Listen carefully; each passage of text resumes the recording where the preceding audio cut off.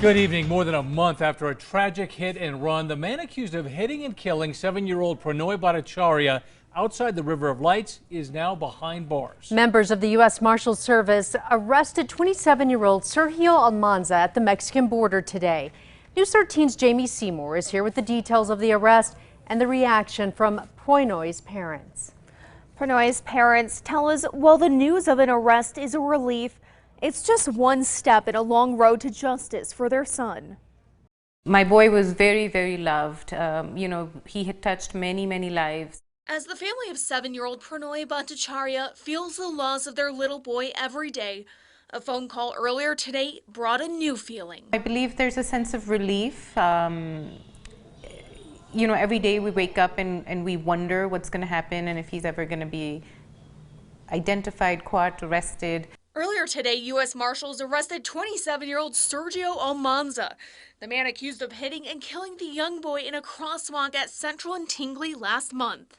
Police say Almanza had been drinking at a bar when he drove his off-road vehicle down Central and at 50 miles an hour, hit Pranay and injured his father as the family was walking to their car after the River of Lights. We have read about many, many victims in Albuquerque, victims of hit and run, where the suspect was never even identified.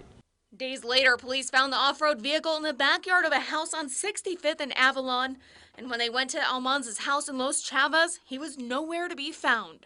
More than a month later, APD confirms Almanza was arrested Monday at the Columbus port of entry along the Mexico border south of Deming.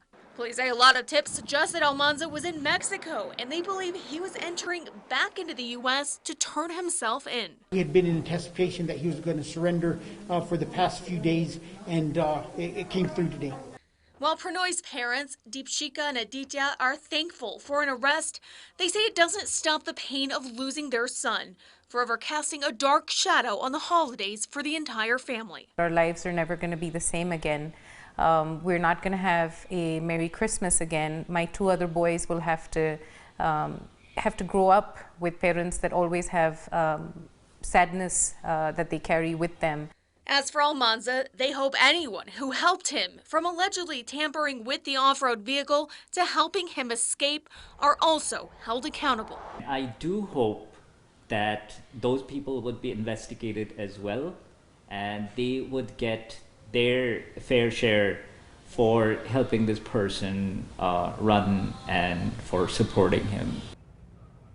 Almanza was booked into the Luna County Detention Center today.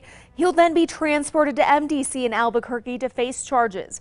It's unclear when he'll make his first court appearance. Back to you. All right. Thank you, Jamie. Almanza faces felony charges of homicide by vehicle, leaving the scene of an accident and tampering with evidence.